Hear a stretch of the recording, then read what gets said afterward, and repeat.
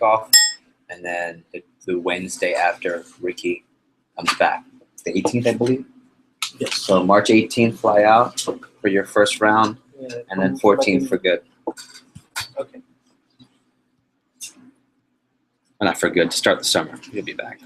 Training, staff meetings, visit home. We'll talk about that later on in our cap. Okay.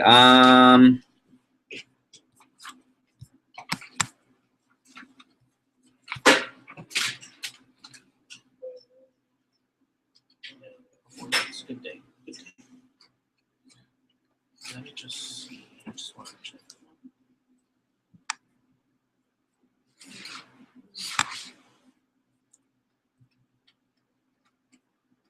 Okay.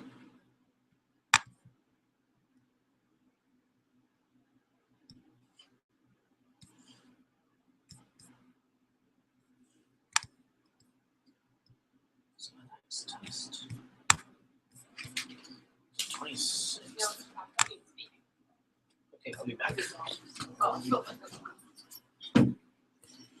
where the party is. Yes. All right, you were up, Beth. I'm just going to send a quick email. Did you get my emails? Mhm. Oh, weird. From Jimmy and from the DRM. Yeah, I just thought it was weird that it wouldn't fill in your name. Sometimes if you log out or restart your computer, I think. Yeah, I didn't restart. I did log out, but I didn't restart. So. All right, broadcasters, we're going to start with Beth here in about less than 2 minutes. So be prepared, please. Tokyo has so much snow and ice that they can't have prep. They're doing it all Skype. Oh my god. I know. It's not really bad. It's like, I love Florida. It's funny because I almost went there. If they didn't go there, I would have been stuck. I'm stuck in the snow. We meet our team because Ricky's all like, our team's so awesome, our team's so awesome. And then I'm like, we're leaving for 3 weeks. Where's in charge? Are you going to be at the AM meeting today? Charles in We're charge. at the AM meeting. 4 to 7? Huh? 4 to 7? Today? Oh, no. Oh, no, they're over here. I didn't know nothing about that. Yeah. I'm going to watch Alex's rugby game. It's his birthday tomorrow. Do you need a board? I don't know. Do Maybe. you need a TV? No, I'm going to be listening to something on my computer. Okay. So Beth is up, everybody. If you could get everyone in. Can I erase this? Oh, I Sure hope can. You're good. You have, Did Jessica come say hi? she did. Oh. You have from now till 1:15. Yeah, that's perfect. You can take a stretch. You can take a stretch in between if you need to. Yeah, we'll do that right before we go. You know. Okay. All right. Is that where it's my All right. Everybody, we'll turn things over to Beth. Receptionist hiring. Woo! Woo! That's what he did. Yeah, thank you. Yeah, seriously. I'm pretty sure David and Charles, just because you're in my office, we talked about this a lot. Haven't really, you watched an interview. It was an interesting one. Yes. She actually followed up with me. She emailed me and she was like, "What did you think?" And obviously, I didn't hire her for the job, but she still followed up. I must have done something right if she was following up, right? Okay, so Jeff emailed you guys some documents that I want to make sure everyone has. Can someone pull up the email with the hire, or what's in the? Can you just list off what's in the hiring? Sure. There's 5 Folder. steps to hiring. Yeah. Interview, approach, receptionist interview, and then receptionist manual. Okay. We're mainly going to be going off of the 5 steps to hiring.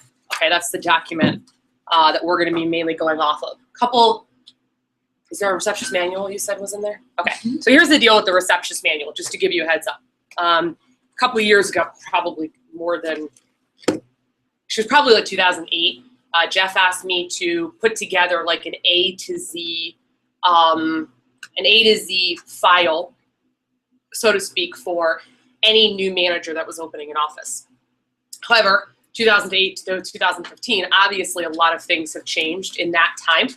It is still a good reference and still a good document. One of the things I like most about the receptionist manual is that there are a lot of boxes you'll see, like black boxes, and those are things that are like concepts.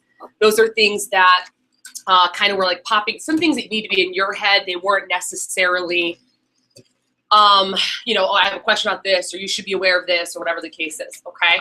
I also want to give you a heads up that you guys are very used to everything being scripted for you when it comes to interviews and training, all right? Unfortunately, not everything is scripted. Not everything is going to be, you read this exact thing. As far as justification for that, I would say probably number one, I think the way I run an interview versus the way like David was watching my interview and he said, like, I know you're probably thinking I wouldn't come off like that. I wouldn't sound like that. The demeanor is very different from you to me. So what I've done is I've come up with points. And here's the best thing about it. With training, I updated my outline. You guys will get it in March. It's actually a lot better than it used to be. So I've updated it. With the best thing about hiring specifically is that it's easy. You guys know how to run interviews. It's not like that's the number one thing you're taught in management training, correct? One of the number one things you're taught. So I'm fully confident, or you guys are all fully capable of running interviews. And what's so great is that I've tried to incorporate what you guys do in your rep interviews into Receptionist as far as the, you know, like a group interview, for example. I used to do only individual interviews. Now you can do a group interview. In fact, it's actually easier for you to do group interviews. But you guys know how to run interviews, and that's not really what I'm concerned about. I'm not concerned about training today. I am concerned, obviously, about hiring.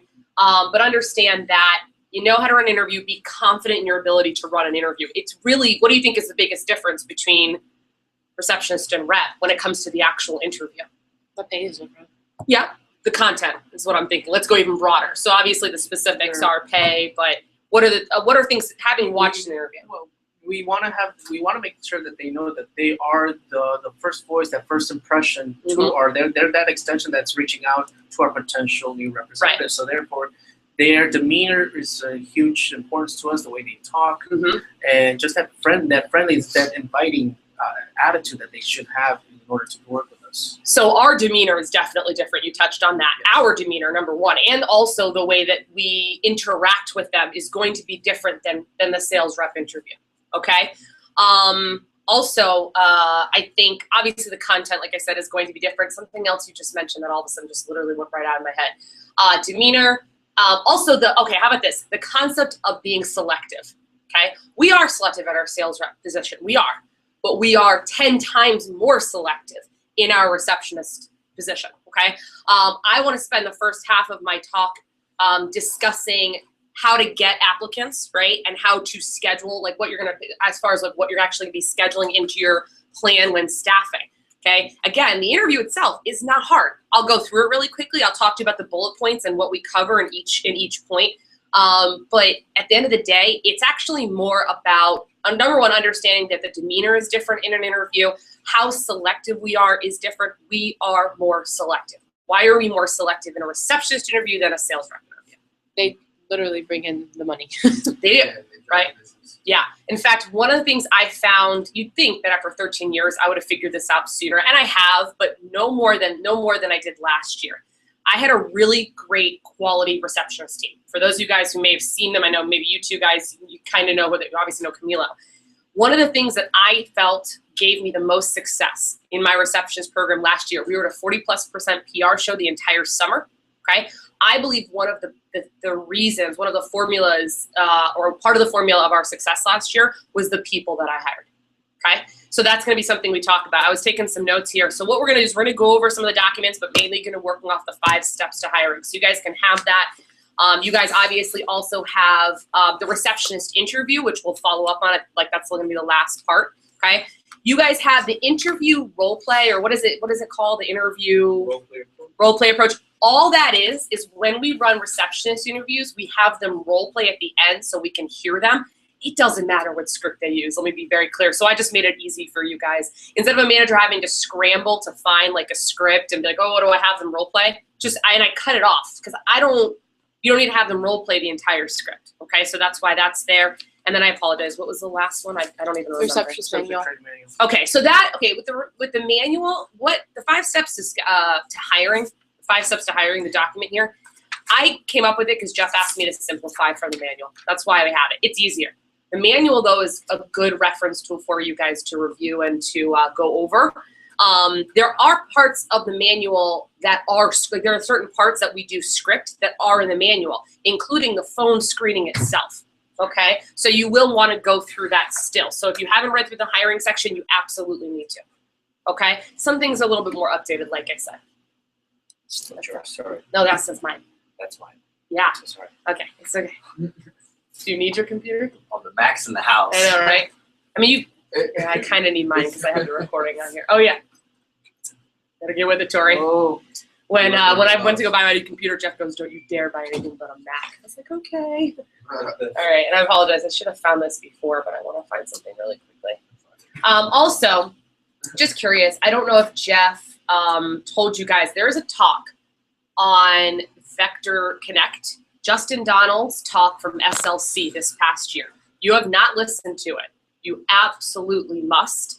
The reason I'm mentioning it is he covers everything regarding being masters of kind of the receptionist program. It is an awesome talk. But the reason I'm mentioning this is because 2 notes that I put in here, one of them being Justin shared his 4 biggest mistakes when it came to his receptionist program. Okay. And in addition to not knowing their numbers and not daily communicating, one of the biggest ones had to do with not hiring the right people. And we're going to talk about that today. But I want you to know, if Justin Donald, one of our top DVMs in the company from St. Louis, if he's saying one of the biggest mistakes I made when I went to run my own office as a new manager was I didn't hire the right people. I also do want to be really sensitive when I talk about this today, because I feel like, some people have a different understanding of what would make a good quality receptionist, okay? And Charles and I were kind of joking about this. Obviously, we talked about that. David, you and I touched on it a little bit. I want to be sensitive, but I also want to be honest with you guys, okay? Am I allowed to be honest with you guys about who we should hire and who we probably should not hire onto our team? And that is not because our other applicants who we don't choose to bring onto our team aren't good people, and they probably are great sales reps. In fact, we've had managers who will have, a massive response to receptionist advertising. And even though they don't convert every single one of them into a receptionist, they end up offering them a sales rep job or setting them up for a sales rep interview. We'll talk about that later, okay?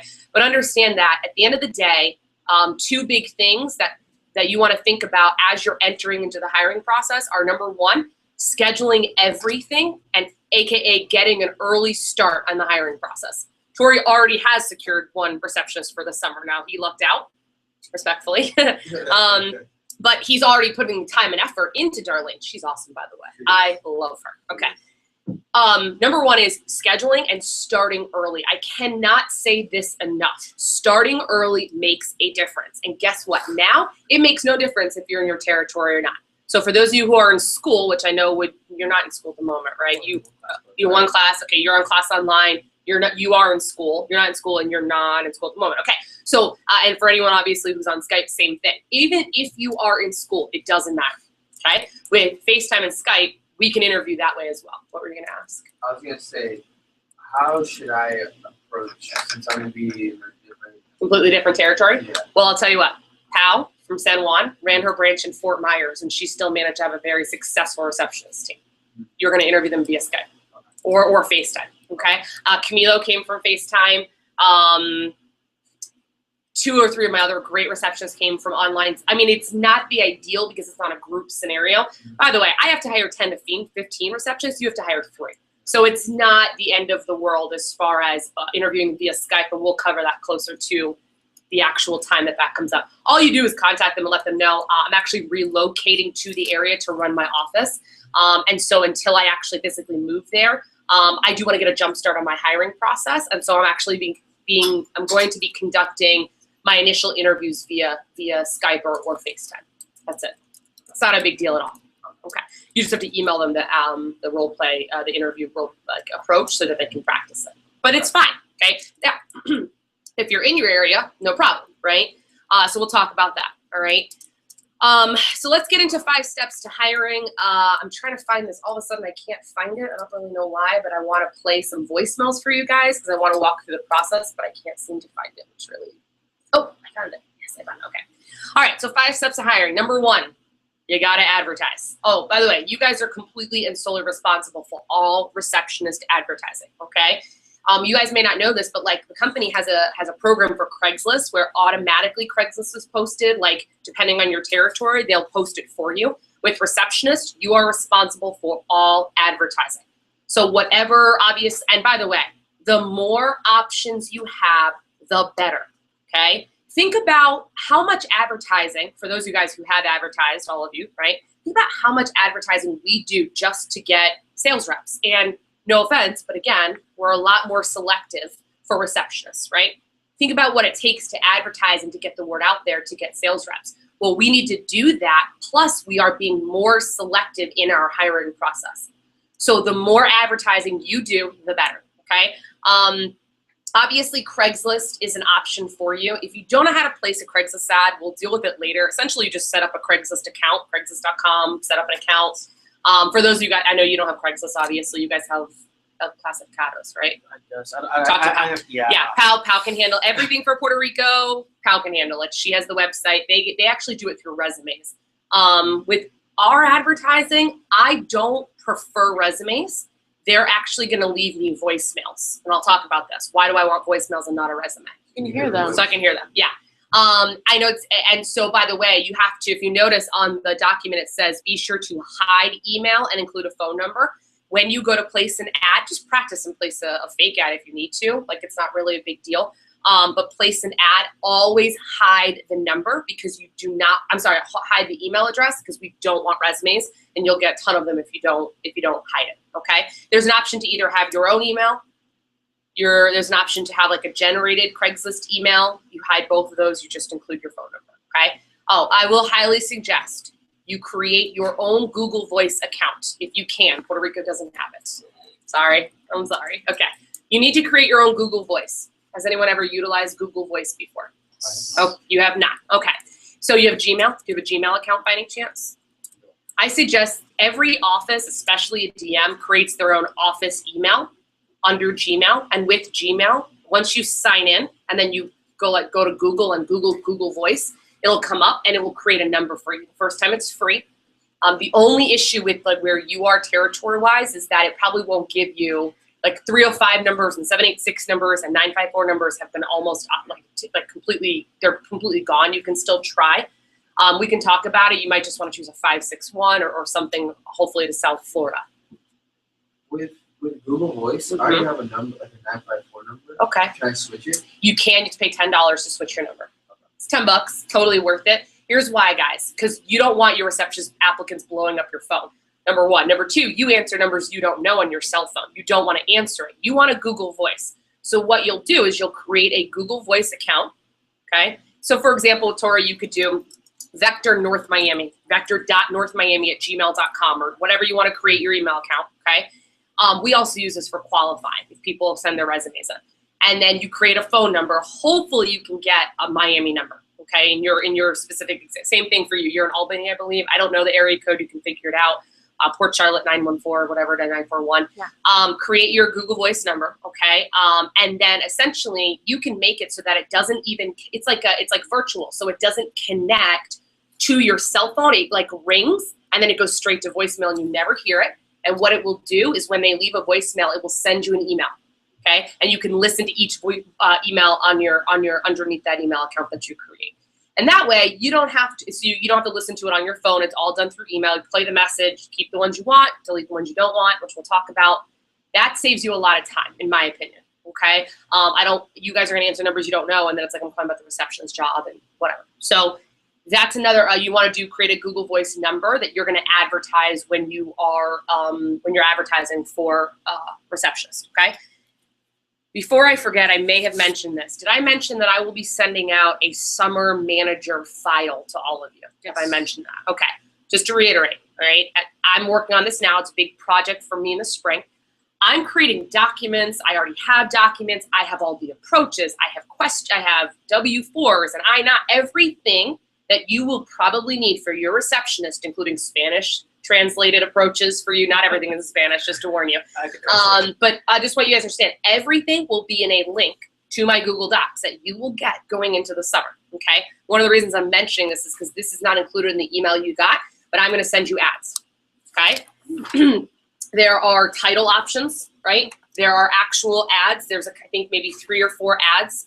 There are also, it's not on here, but on the one that I'm going to send you guys, or that's going to be in that document, it's going to be a Facebook post for PRs. How do you get people to collect PRs for, get PRs, have them post on Facebook, right? Which we'll talk about. And then it has like a poster. Okay, here's the deal. I will give this to you. You must change certain things on it, okay? Especially for you, we will get ghosted because I don't want to place the same ad you'll post. In fact, we'll probably just post together, just so you know, okay? Like Naples and Fort Myers, really, they should post together. If you're close to like Columbia, you could technically post with them so you don't get ghosted on Facebook. But my point is this, I'll give you ads, okay? Obviously, my contact information is in this, so change it. Because last year, one of my managers forgot to include his information and I was getting all of his applicants, okay? Please change it. Please read over it. Please edit it appropriately. It says Fort Lauderdale. You can't use that, obviously. Change it up, because the other thing is that if you just place the exact same ad over and over and over again, it's not going to get the same traction and response the second and third and fourth time you place it. So make sure you're changing your ads up. That's Craigslist. With the posters, here's the deal, guys. Craigslist is an option. I wouldn't count on only Craigslist or online sources, okay? Campus is a great way to advertise, okay? The poster that I gave you, there's 2 options, okay? You could take this and post it up, all right? I've been creative with this before. It's actually 3 options. You could post this. I've actually, in very neat handwriting, so have someone else do it if you don't have good handwriting. I've actually put lines on here with like a ruler, and I've written my phone number and then made copies and cut it up so it had tabs. So I kind of pushed everything up and then created tabs. And I did that so that people could rip them up just like we do on campus, right? You could also shrink this into like there's like 4 page, like you could cut this into 4, kind of put a mini version of it on there and pass them out when you're already going to be on campus advertising at some point, potentially, right? There's no reason why you can't be creative with this and use this. So there's plenty of advertising options for you. Just make sure that you get the word out there. That's really the biggest thing. And the more options, again, you have, the better. So campus, you can clipboard. You know how to clipboard. All of you, if you haven't already, you should know how to clipboard. 2 years ago when Karina was our PSM, she got me like 10 applicants. Okay, we're gonna talk about what we want in a second, but she literally just got names and numbers and came back with like 10 different options for receptionists. And I called them, you know what I mean? So you could essentially, like, if you're talking to them, let them know, like, hey, by the way, we're also offering a very part-time receptionist position. I'd love to tell you more about it. Would you be interested in hearing about that? And that's it. You might tell them a little bit about the company, and instead of talking about sales reps, say, hey, this is random, but if you think that they're going to make a good candidate, you could talk to them about receptionist as well. Just kind of replace the information, okay? Here's the deal, PRs. Last year, most of my staff came from PRs. Camila was a recommendation from our old assistant manager. Jeff sent a Facebook message to all old assistants in the pilot for the past couple years that we were like in a good place with, and they posted, and that's how I got Camila. Okay, PRing is great. I know if you're not familiar with the area, you want to talk to your DVM. Talk to George. So for example, Albany was, I don't remember who the manager was there last year. I apologize. Some I think was Uriel.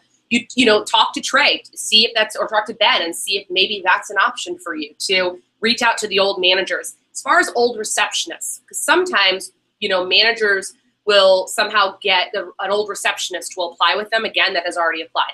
I would prefer you to ask me before you do that, because if they have crappy numbers, I don't want them to be your receptionist. I know it seems easier, but if they have crappy numbers, why would you want them on your team? Darlene was the only person I probably would have suggested for Miami, okay, at that time. Because she has good numbers, right? But if there's, because I know that happened last year in Port Charlotte, I want to be careful with that. But if, maybe there's potential for an old receptionist as well to come back, depending on the situation, okay? There's a whole mess of just how that person was managed versus how you'll manage, so sometimes that can be tough as well. But PRs are great. Anyone, even if there's a DM close to you, close enough to you, like there's no reason why PAL couldn't get enough people to potentially give you some applicants. Now, obviously, it depends. But, they can post and say, I'm looking for, San Juan and Bayamon area. And potentially, so that's another outlet for you, whether it's asking me, asking the DM around you, asking your DVM, who the old manager was, seeing if there's old reps that could potentially help you out. All of those are options. PRs are awesome, though. You're not going to get as many potential responses, depending, but you might get better quality responses, okay? All right, the next thing. Who's going to be your first receptionist when you open your office? You are, okay? Which means you're going to be working on the phone, which means that you're going to call all those IAPs when people apply from campus, when you advertise. Those are perfectly acceptable applicants to potentially turn into receptionists. In fact, I've seen many people turn people who apply for the rep job into receptionists, okay? If you're on the phone with someone and you feel that they sound like a good candidate when they come in, you could even say to them, hey, I know this is random, but I'm actually also looking, I'm a new business owner, and I'm looking to fill a receptionist position here in my office. It's part-time at 20 to 30 hours. I could tell you a little bit more about it. Is that something you'd like to hear a little bit more about, right? They say yes, maybe give them 2 or 3 sentence job description, and then say, why don't we set you up for an interview for a receptionist? And I can also tell you about our other position as well at that time, okay? Here's the thing. Managers, with respect, get selfish, okay? They get selfish. They want to put them on the phone. And David brought something up that I never thought about, so I just want to quickly address this. You guys have heard me say this. You want like the person who you feel could be that 10K fast starter. Yeah. You want them on the phone. I don't know if anyone else thought this, but he thought I meant like, what did you think I meant? No. What did you think I meant when I said? Well, it was just under the impression that you're well, literally just said it was more of a kind of 10K faster. Like if they're already 10K faster, then put them as a receptionist or something. Oh, okay, maybe I misunderstood. Yeah, no, I was literally reiterating that statement that I had heard before that receptionist should be a potential 10K faster. Okay, so let me just make sure we're on the same page because I was confused when we talked about it. If you meet someone and you think, you walk into that room over there, there's some really great reps on our team, right? Really great kids that we feel will have a lot of potential. Those, and I said to Ricky, I said, he's talking about Monica, the girl in there. And I said, she'd make a great receptionist. Oh, I know. That's how you should think about potential receptionist applicants. And even if someone comes in the door and you are in a place where you either, number one, need someone or need someone, we call it staff and upgrade, which I'll talk about. If you need someone and you need the best person, that person can always be a sales rep, but especially for branches or especially new managers opening their offices at the beginning of the summer, you don't want to miss out on that window of opportunity to potentially get, they're going to replicate themselves. I think that's what's really important for you to remember. So if you think that person has potential to be a 10K fast starter, for example, that's probably the type of person we want on the phone, okay? So try not to be selfish. I get it. I understand. You know how badly Ricky wants to make Camilo a rep, which he will eventually. You could potentially do that eventually, all right? But at the end of the day, they're going to grow your business more and benefit you more if they're on the phone. So don't be selfish and take them as a rep and then continue to let your receptionist program suffer. Because if one rep isn't going to give you the summer that you want, right? So that's something to remember. So from rep interviews, if someone comes in the door or if you talk to someone on the phone when you're calling IAPs, those are all potential candidates. Here's one thing I want to mention to you. I had a very prominent manager say this to me once, which really surprised me. He said, I was talking to him and he was looking for a reception. He said, yeah, just no one's walking to the door for rep interviews. I don't understand why I haven't found someone. And I said, what else have you done? Well, he said, I haven't, what do you mean, like advertising? He's like, I don't know. I've just been waiting for someone to walk in the door. I'm like, that is not the way to advertise for receptionists. It's not sit and wait. It's actively create applicants. So be active in your advertising. Again, the more you do, the better. Don't just sit and wait for someone to walk in the door. That's not going to give you the applicants that you want. Only. The more places advertise, the more volume you get out, the better response you're going to get, okay? So those are different types of options as far as creating interest through advertising. That's step number 1, all right? Step number 2 is the voicemail screening process. So basically what this means is that you've placed an ad, all right, however it's been done. They start calling you, right? You have to listen, go through each voicemail and screen them based on certain qualifications, right, before you actually call them. This process is pretty simple, but here's the thing. All right, so it says set up and use Google Voice number with an exclusive voicemail message. In the manual is the voicemail that you will leave on your Google Voice or whatever number you use. You can use your cell phone, by the way. It's just not the ideal option, okay? You leave a voicemail. Hello, you've reached the district manager for the North Miami, Troy Isaac, district manager of the North Miami office of Vector. If you are calling in regards to the receptionist position, blah, blah, blah, blah, blah. Okay, speak slowly speak clearly, change your voicemail, because I test your voicemail. I test not only for your rep number, but also your receptionist number to see. Me or one of my assistants will test to see if it's the right voicemail. Believe it or not, if you don't read, if it's like, hey, it's Tori, what's up? Leave me a message. That's not going to get the responses that you want. It's not professional, right? So you need to make sure you leave the right voicemail, or else you're going to cut down on applicants. Believe it or not, it takes 5 seconds to change your voicemail. It's not hard. So please make sure you do that. That actually is really applicable to rep too, because I call and we get busy signals or we get no voicemail. That's not okay. So make sure you change your voicemail. Clear out your voicemails daily, and then basically you're going to listen to them and you're going to rate them on a scale of A, B, or C. Sometimes we'll do like an A-. I'm a little bit different how I scale. So Dave and I did this the other day, and I want you guys to listen to them. I actually saved some voicemails, and I want you to rate them. So what are we looking for on the phone? What are the things that we're looking for? Clear voice. Speaks clearly. Like happy or just Enthusiastic. Enthusiastic. Energized. Not, hi, this is Beth, call me with a job, right? Okay. A certain level of energy. Not it doesn't have to be super bubbly, you know what I mean? But just someone who's clear spoken, sounds professional, but also, but still relatable, like nice, We're talking about more about what we're actually looking for, but obviously their voice is what we're going to mainly hear over the phone.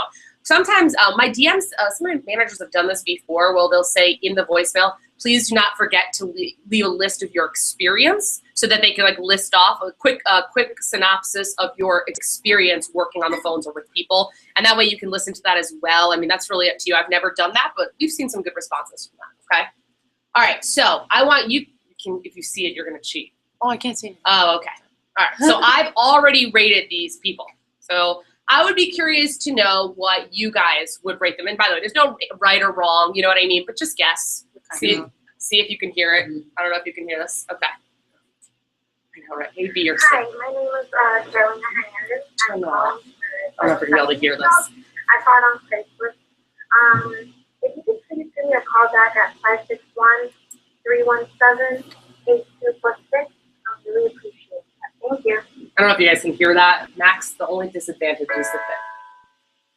Oh, it's my iTunes. I was like, what's happening? Okay. All right. So yeah, let's do another one. It keeps playing my iTunes automatically. Sorry. It is. Hi, my name is Maria Garazi. My phone number is 561-809-8599. I have experience as a receptionist, secretary, and I've worked in places that are very, very large, treatment center. So I have experience as a receptionist, maybe three to 4 years. So Okay, I'm just gonna stop there. What would you guys rate her? C. What? I would say B-. Oh wow. Wow, you guys are harsh. C. Okay, B. What do you? Okay, by the way, we can't compare to like me or something like that, or like a Lori. I actually rated her as an A. That's hilarious that you guys actually. An A? Yeah, you know why? Because I'd only listened to the beginning of it. Like that's why. That's the Like I listened to the fine. beginning of it, not the end of it. Yeah. So maybe that's why you guys. That's just really Sarah good. White. Okay, how about Yeah. this? Sarah White, Yeah. and I am calling. How about this one? That's okay. That's okay. Hi, yes, my name is Sarah White, and I am calling in response to the receptionist position that I saw posted on Craigslist. My phone number is A. What would you rate her? A. I would rate her an A. It's an A. Yeah, I'm Sure. sorry. Maybe I was just. Oh, you guys are a tough crowd. Okay. Well, how about this? If you heard this, you might think differently. yes, good morning. I'm calling in reference to your part-time receptionist position. Today is Valentine's Day. Oh, I didn't It realize. is 9:30 in the morning. My name is Patricia. What would you rate her? Just curious. Um, And don't be worried. I'm sorry. What do you notice about that voicemail? she sounds older. Exactly. Charles made a very common mistake the other day. If you don't mind me not calling you out, but why don't you tell me what because he knew I was looking to find a receptionist, fill a receptionist position. He came to me with 2 applications. I looked at him and I said, okay, tell me what's wrong with them. And he didn't really know. And the first thing I looked at was their age. Okay. Here's the deal. I am not set. Lori is 36, by the way. She's 36. Okay. I'm obviously 30. We've been in the business for a really long time. It's as far as age, and the one thing we discuss is age as well as like even just gender, like male versus female. Obviously, it doesn't apply here because I have a great male receptionist. He's awesome.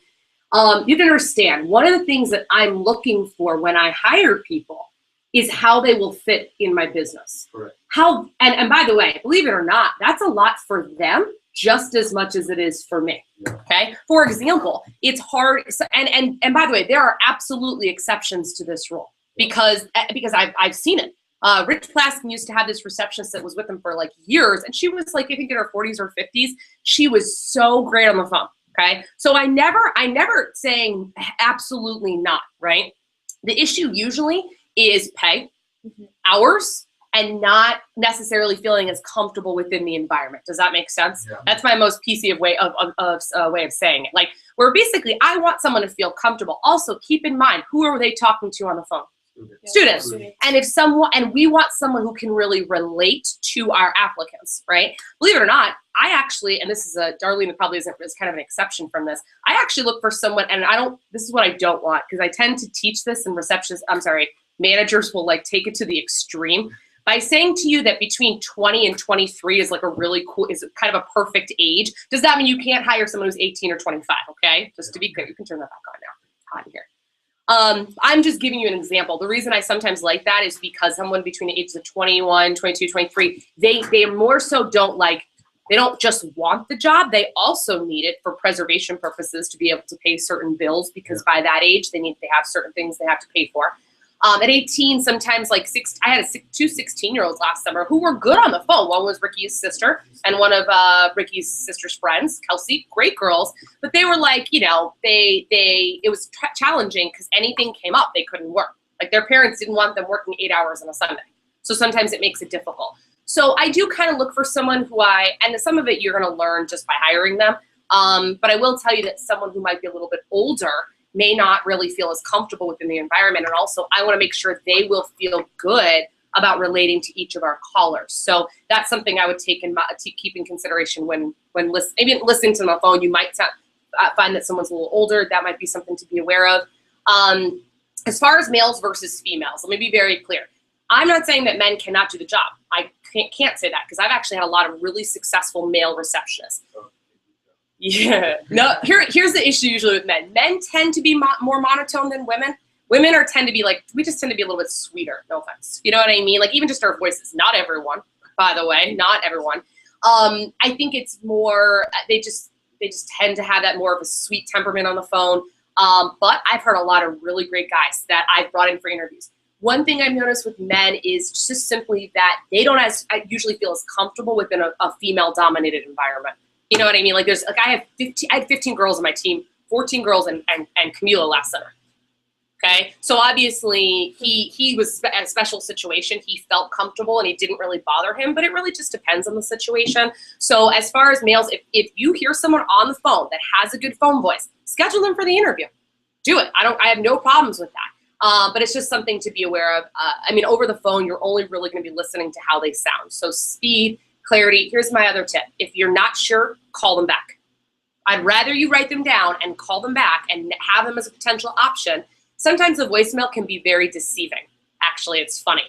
Sometimes it can be deceiving in the way where you think they have this amazing phone voice, but then you call them and you catch them off guard, and it's like you have to turn on your receptionist voice, okay? If people call me at home, Karina will know this. If you call me at home, like after I've left work and I'm not on my receptionist voice, you can tell. You're like, what's wrong with you?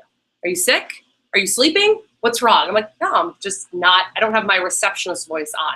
So when you let them know, sometimes you'll call them and you'll like the applicants and you'll see their voices change when you tell them it's about a receptionist job. But either way, when you're listening to voicemails, it's better to call them than not. And you don't want to be too harsh and have no one, right? But you also don't want to just open the filter up and schedule anyone. So it's finding that balance in between. I have more voicemails that I can send to you guys, but yeah. I would say the first one was probably like an A-, right? Then there's people you're not sure about. Don't get caught up in the grading, by the way. Good phone voice, probably call them back. If you're concerned about the phone voice, don't call them back, okay? Any questions about advertising or voicemail screening before we get to the actual phone screening process? How do you change up your advertisements? Like, you go on Craigslist and you place one. Then a couple days later, so actually let's talk about this. Every step that I'm talking about requires you to schedule it into your schedule. Plan it into your schedule. I cannot stress this enough, okay? Here's the thing. We've got 5 steps, right? We've got advertising, screening the voicemails, calling them back to set up the voice interview. interview and hiring, right? I mean, really, it's interview and I guess actual hiring them, whatever, to set them up for training. So training would be the 5th step. If you do not schedule this into your planner every single week, right, for the first couple weeks that you're hiring, here's what we notice happens. Managers schedule it one time and something doesn't work. We don't get the advertising, we don't get the responses that we want. We go through the voicemails, we get no one we want to call back. We set them up for interviews, but we can't reach people. We set 1 hour aside for the whole week and we can't reach people, so we don't set up anyone for the interview. We set up the interview and have a 0 for 5 show like me last week over 2 interviews. Okay? Some rescheduled, just to be clear, okay? You schedule people training, they don't show. Just so you guys know, think about the filtering process, right? Think about how much it takes to get a couple reps in our training. So obviously it's gonna be a little bit more of a filtering process the whole way through. You must schedule time. I schedule this May and June. You're not gonna do that, probably, okay? But for the first, you're probably gonna start hiring as soon as like the second week of April. You probably way sooner than that. I would say within the first couple weeks, first week or two that you move, okay? Everyone's a little bit different in their schedule, but within, I say a minimum of 2 weeks getting to your territory, you need to start advertising and you need to start running, like setting up interviews and doing phone screenings before even 2 weeks before you even move, right? Because by the time you get there, you're probably gonna have to run more interviews and you're gonna have to run training before you actually get them on the phone, right? What if you find no one in the first 2 weeks? You need to schedule time into your planner for every single step. Here's my tip, do it twice. So what I mean is this, when I place advertisements, let's talk about advertising, right? I put place Craigslist ad Mondays and Thursdays, Tuesday and Thursday. Always better to place ads in the morning, just so you know, 8 a.m. Okay, does anyone know why it's better to place like first thing in the morning, right around 8, or late at night, like midnight? People on their phones early and late at night. That's a good guess. That's not the only reason. There's actually another reason based on like Craigslist specifically. I don't know the classificados, but with Craigslist specifically. It's in, go ahead. Chronological order of what they put it. Exactly. So on Craigslist, it's listed in order of when it's placed, right? And so like if you see the date, let's say today's date, it's gonna list from the last person posted. Ideally, you get at the bottom of that list or the top of that list, not in the middle of it. If you advertise in the middle of the day, you're gonna fall somewhere amongst that amongst that list in the middle. So if you place really late at night, you're either gonna get at the top of the first day or at the bottom of the next day if you place early in the morning. I don't know if that makes sense to you guys, but essentially you don't want to place in the middle of the day.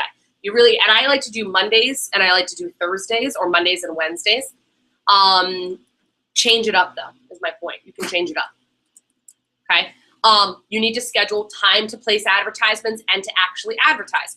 You need to put time in to go through your voicemails. With Craigslist, you can get 150 touches. In Miami, oh my gosh. Now, it's kind of a pain to listen to those, but at the same time, if you clear them out twice a day, you don't have to go through 150 at once, right?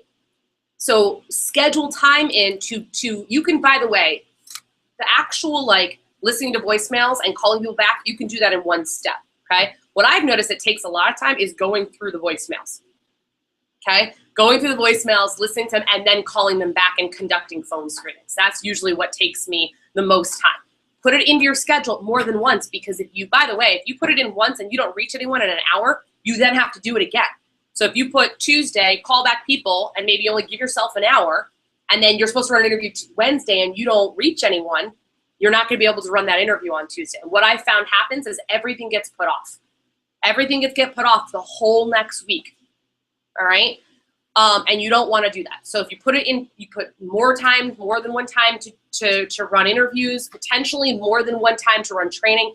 I understand, by the way, they may not do it, but by putting it in your schedule, you're more apt to stick to it. So put it into your schedule probably more than once. And another tip that we kind of talked about at the beginning, start early with this process, guys. Alan Delator told me last summer his biggest regret was not starting early enough to find people for his staff. So he ended up rushing to find people, right? Didn't find the right ones, and it kicked off his summer the wrong way.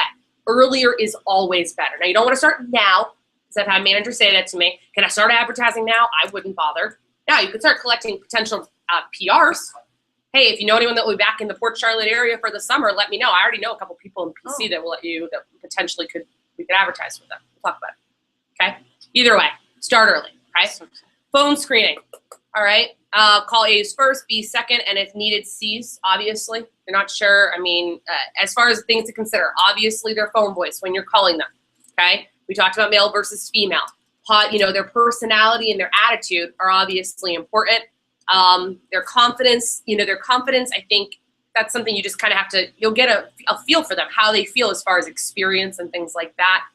I would star or make note of schedule, okay? Because here's the deal, especially in the summer, all right? We don't want anyone that's going to take like a week's vacation in the summertime.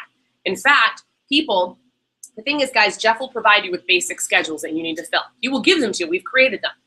But what we find is that, managers don't ask them over the phone about schedule, and then they end up interviewing people, and it is a waste of their time.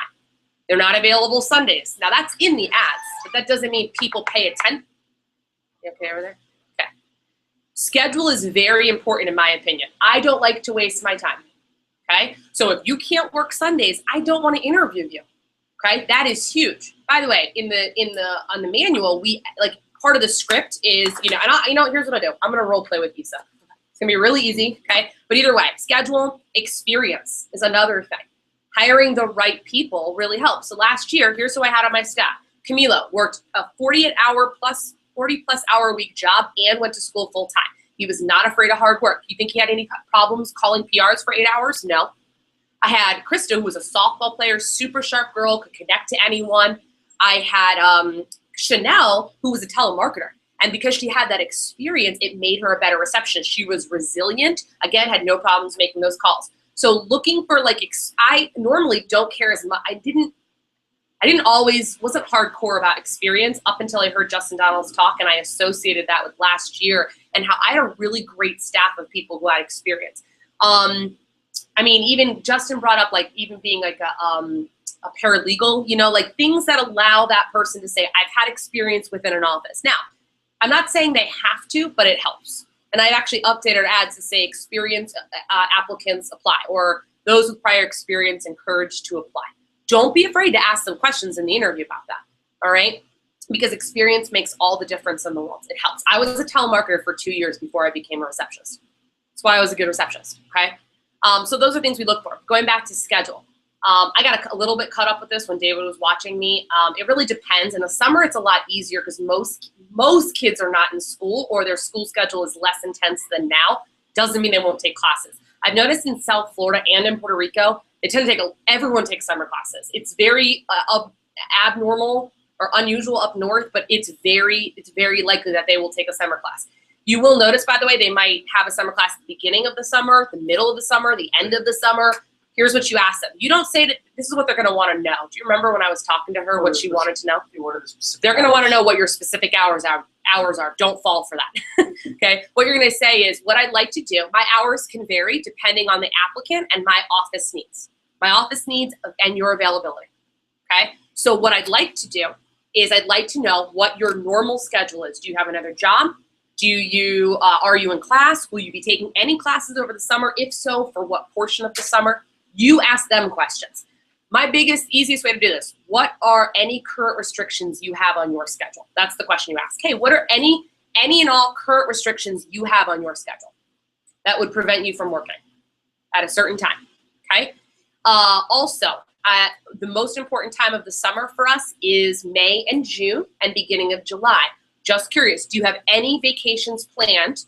And I mean that are considerable in length, like a week. Okay, because I've hired receptionists who come to me after I hire them and tell me they're going on senior week in Maryland for a week in June, the biggest recruiting month of our year. I'm not okay. I will, unless that person is super sharp, I most likely will not bring someone on who's taking a week-long vacation in May or June. July, depending. The more advanced notice you have, the higher chance you have of protecting yourself so that you have someone else to cover you.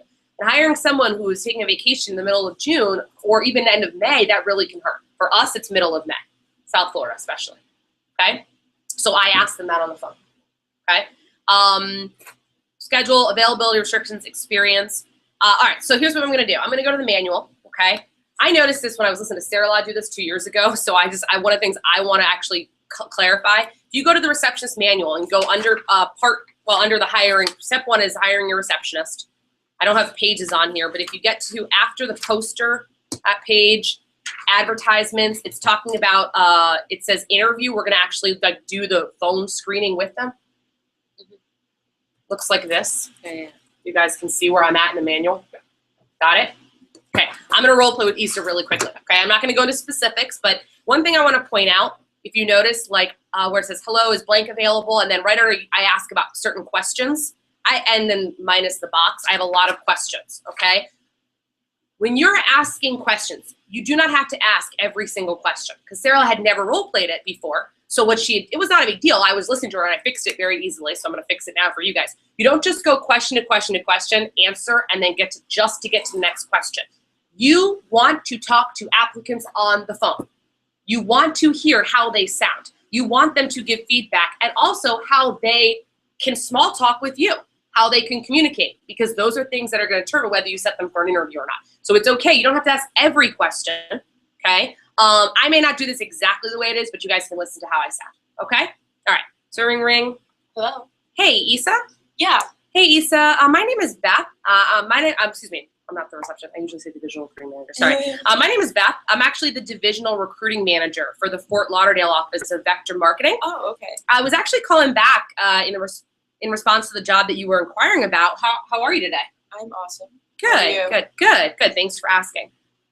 Well, I was just calling because I had a few questions for you, and I wanted to cover some information. Did you have a few minutes to talk? Oh, yeah, I have a couple for you. Okay, perfect. So just want to confirm, how did you hear about us again? I actually saw a poster at FIU. Oh, perfect. Yeah, I just ripped off the little tab. All right, cool. And are you at least 18 years of age? Yeah, I'm 20. All right, great. And we're located, I don't follow this word for word, so you guys want to maybe take note. And we're located actually right off of the 836 in Miami on 7th Avenue? Mm-hmm. 7th Avenue, where are you located in the area? I'm actually in Hialeah Gardens. Okay, so you're not too far from us. How do you usually get around? Do you drive, take the bus, get rides? Yeah, I have a car. It's not the best, but it works. All right, cool. So you shouldn't have any problems getting here to the interview? No. Okay, cool. All right, great. So again, I just have some information for you. I had a couple questions as well. I'm gonna flip to the next page. I'm gonna go ahead and cover a few details with you again in regards to the position available. Everything else I don't do this word for word, so it's hard for me, I apologize. Everything else I'll actually cover when we do meet. So like I said, the position is a receptionist position. It does involve incoming and outgoing calls and actually scheduling interviews, much like I'm doing right now. There is a small amount of administrative work, although mainly you would be working on the phone. Okay. One receptionist can take or make anywhere between 50 and 150 calls in a day. Do you think that that's something you could handle? Yeah. All right, good. So I know you said you're a student at FIU. What year are you in there? I'm actually a senior. Oh, so you're almost finished. Yeah, I'm very excited. Congratulations a little early. Thanks. And what are you studying there? Oh, graphic design. Oh, nice. Okay, do you do any graphic design now, or are you just waiting to graduate to get your degree? Yeah, I do it on the side, but mainly I've been trained through school. Okay. Excited to graduate. I understand. Definitely understand that. Well, congratulations again on graduating soon. Are you currently employed, or are you? Are you currently employed anywhere? No, I'm just searching for something. Okay. If you don't mind me asking, what experience have you had in the past? Where have you worked? What have you done? Well, I haven't had a lot of experience in a job. I've had a lot of volunteer experience. Okay. An internship experience. I internshiped at Nordstrom for a bit, Okay. and I was an intern for them. And then I worked a lot with people in my church is volunteering, and I've been able to do a lot of that. Okay. I do know how to have a conversation. Okay. All right. Have you any of those positions required you to work on the phone at all? No phone experience. No phone per se. experience. Okay, but do you enjoy communicating with people, talking to people? Yeah, people. It's totally okay for me to communicate with people. It's something I can definitely handle. Okay. All right, great. So a couple quick questions for you. I know that you said you're in school right now, but obviously we're approaching the summer, and you're graduating, correct? Yeah. You'll be finished. Okay. So as far as your schedule, what is your current schedule? Like, do you have any restrictions on your schedule, or are you pretty much available whenever? I'm kind of available. Okay. Pretty much good in the mornings and stuff. Okay. I'd say my biggest thing is I I'm a dancer. So Okay. I take night classes. Okay. All right. Yeah. What time do you usually start class in the evening? Just between 7 and 9. Okay.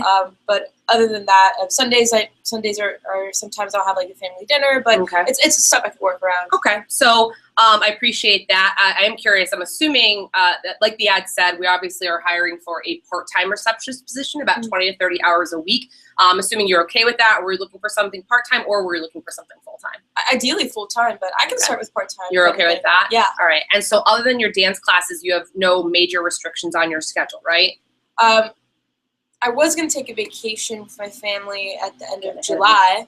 At the end of July. Yeah. Okay, that's fine. Actually, our busiest time of year is May and June. Okay. As far as the month of July, we're slightly busy, but not as busy. So that's something I would consider if you were accepted for the position. Oh, okay. I was curious to know, you said you don't really have any major restrictions other than class. You did mention like a Sunday dinner or whatever. As a reminder from the ad, our Sunday shift is a little unusual, but we do have a Sunday shift, usually Okay. after 1 o'clock.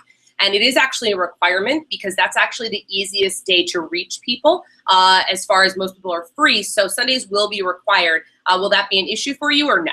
No, if I just tell my parents, they'll excuse me. All right, perfect. All right, great.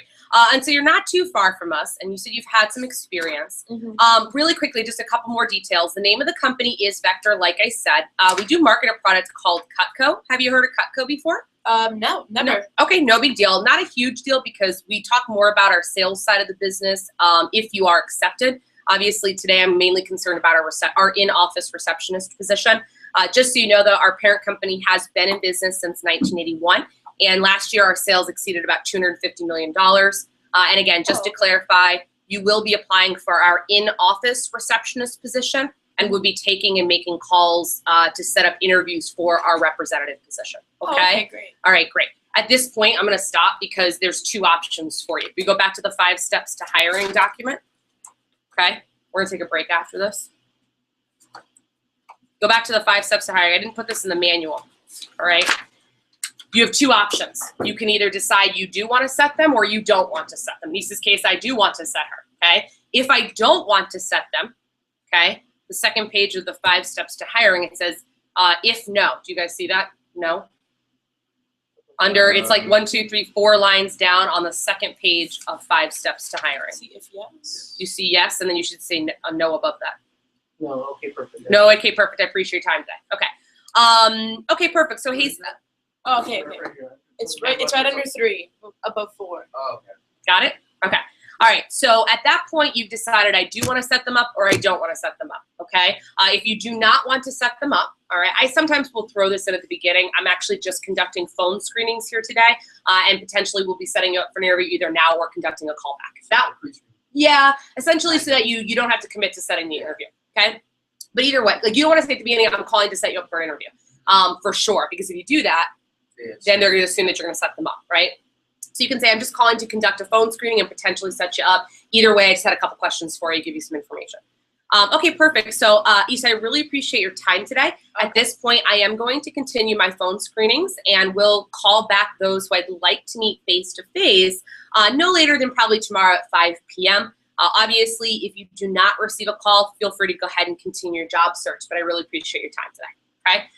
If yes, okay, perfect. So at this point, what I'd like to do is set you up for a face-to-face interview. We don't use the 5 steps technically. Here's the thing with the receptionist interviews. You're not going to have 2 interviews per day for 5 days a week for weeks and weeks and weeks. So I'm actually a little bit more like, this is the time that I have. Like, hey, you know, I usually will say, like, what's your schedule look like for the next couple of days? And then I'll say, okay, listen, this is the time that I have available. You can be just as absolute now with scheduling applicants where it's like, hey, this is the time that I have available. What are you going on and how can you basically work around it? I mean, I ask them to. I will tell you that the same tips of urgency still apply to receptionists as they do sales reps when we schedule them for interviews, which is exactly what happened last week, by the way. I scheduled every single applicant Thursday and Friday for Tuesday and Thursday interviews, which was my bad. My schedule couldn't really allow for it. But just understand that it applies the same, okay? So you set them up for an interview, and here's a thing that I've made very easy for you guys, okay? So instead of giving them everything over the phone, I do everything via email. I have a template that I will send you guys, or it will be in the document, the link that I give you. Basically what it does is it It just has, like, you just change the information. It confirms everything and an attachment with your directions that you guys will create for your office. I send it to them. I get their email, right? I say, hey, at this point, I'm going to send you everything through email. All I'm going to ask is that you respond to it so I know you received it. My contact information will be included if you need to reach me for any reason. I definitely want to wish you luck, and we'll see you, tomorrow at 5 o'clock, right? But I just literally just send them everything through email. It saves me so much time. Do not send one email to all your applicants, okay? You have to send an individual email, right? Make it personalized to that person, but you just send, it's really easy. All you do is put, like, the time, the date, whatever it is, your name, the address, the reminders, and then I attach a document with our actual directions, okay? That's it. And then you just send everything and you're good to go, okay? Questions? Yeah. Yeah, one thing I noticed is that when you did yours, is it just because the way you do it? Yeah. You did it backwards. I did. Yeah, what I found is that that when more I was correct? listening to Sarah, I kind of mixed it up. I kind of did some questions at the beginning, and then I give them some information, then I ask other questions. I found that when I ask questions right off the bat, I mean, you can do that, but I feel like it's almost like you're just trying to get through the information to get to the next thing. So I don't mind giving them a little bit of information, but I will tell you that I'm not specific on the phone with more than what I just did.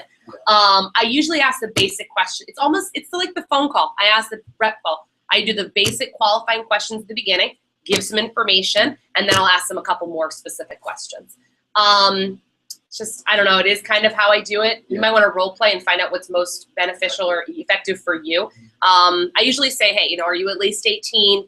How do you normally get around? Where do you live? Essentially, I'm kind of gauging their proximity to the office. We'll tell you guys that hiring someone who lives 40 minutes from your office is not the ideal situation, especially if they don't have their own car. I hire people from Hollywood all the time, and it's funny because most of them, it can be challenging. It can be really challenging. It's not impossible. When you hire someone at 20 hours a week, like with Rebecca, the girl we just hired, she lived 40 minutes away, and she was only working 15 to 20 hours a week. So it makes it kind of tough. So that's something I kind of consider. Here's what I would ask you guys to do. If you're on the phone and you're talking to someone this summer, you're just not 100% sure. If you call me or you text me and say, hey, here's what's going on, here's my applicant, here's what I'm not sure about, what do you think? I'd be happy to do that for you. I mean, they can still interview. You could still run the interview, but I feel like as far as like distance, it can sometimes you got to take that into consideration. Their schedule you take into consideration, experience you take into consideration. I mean, it's some people are very obvious. Some people you're not sure about. Again, same rule applies when you're phone screening. If you're not sure about them, what do you think you should do? I mean, if you're not sure on the phone when you're talking to them, you're like, 50-50. Or not. No, I'd actually say just interview them. And we're going to talk. We're going to take a 5-minute break, and then we're going to go through the interview process. I suggest group interviews for a receptionist if you can. Saves you time. And that way, if you schedule someone who you're not 100% sure about, at least you have other people to interview. Okay? In the beginning of the summer. If I hire one person, I'll usually do individual interviews. Also, like me last week, I set group interviews and I didn't have the best shows, but if I had set, an individual interview and for three people and none of them showed, that's an hour of my time or 45 minutes of my time that I gave away to them. So group interviews, I'm more into group interviews than individual interviews. Hiring the right person is really important, guys. So that's something you really do want to remember. That phone screening, believe it or not, will save you time when actually interviewing them. You can actually figure out a lot about a person if you ask them questions. If you guys notice, like in this role, like in the scripting part of the manual, I say, so do me a favor, just worst comes worst, you can say, just tell me a little bit about yourself. What experience have you had? Where have you worked? What have you done? Where do you go to school? What's your major? I didn't build too much rapport with her, but it's okay to build rapport. These should not last more than, if you get someone on the phone and someone you actually want to schedule, to take 10 to 12 minutes. If you talk to someone and you're from the beginning, you're like, this is not the right person, give like a 2-sentence job description, ask them a couple questions, and then let them know you'll be conducting a phone screening. I mean, that's it. Like, I don't want you wasting your time with them.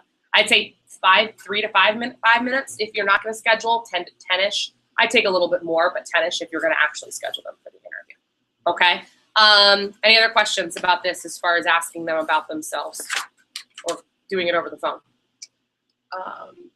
When with organization, do you just have like a callback sheet or like something? I keep it all on I have a folder, a receptionist applicant folder. I keep applications in there that the assistants will give me. I have a piece of paper that I just write their names down. However you want to categorize is fine. I will tell you, here's a piece of advice. Even if you don't hire them right away, even if there may not be the best option, if you're in a situation like in an emergency situation where you don't have receptionists, having that applicant file will allow you to go back and say, hey, I need someone real quick. I got to put them on the phone. I'm calling them back. So having like a dedicated, like I have a binder. Like I mean, my applicants usually go right in the front, okay? Or I have a folder with their names and information in there. Keep a hold of them, because what if they don't how about this? Emergency, you need a receptionist, but you schedule someone for training, they don't show. You pick up that folder and call 5 people back and maybe schedule them for an interview or schedule them for training. It's better to have an option versus no options. Does that make sense? So I'd rather you have a backup option. And that's why I keeping track of them, I think, is important. But I will tell you, it saves time ultimately when it comes to finding the right person if you really screen them over the phone. So I do ask a lot of questions on the phone about them and their experience and things like that. So you guys also know how to take phone calls, so it's kind of similar. It's just a little bit more in depth as far as the questions you ask, because you do want to get to know them. It's like an advanced PR. Yeah, that's a good point. A good way to put it. Okay, we're going to, like I said, guys, I don't need tons of time to talk about the interview. So we're gonna take like a 5-minute break. It's 12:47, say 5 or so minutes, and we'll start back up, okay? Thank you. Woo.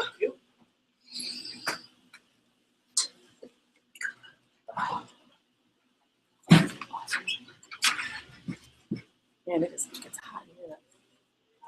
I'm so excited. Why? This whole process is so exciting. Have you ever done this in what's her name's office? I've never actually hired the receptionist. I've assisted in training them. I've role played with them. I basically trained Crystal. Me and Mary Lou. Gotcha. She's a sweet girl. She's awesome. She was already a rep, so like a lot of the situations you're mentioning, like past reps or like people that came for the rep job and interviewed, like Shella was at. Right. She interviewed and she was accepted for the rep job. Korean just older. Yeah, I was talking to Parker, who's one of my managers in West Cincinnati. And he said it's funny. We were talking about this, and I didn't incorporate this today because I kind of want to try to keep it simple. It's hard.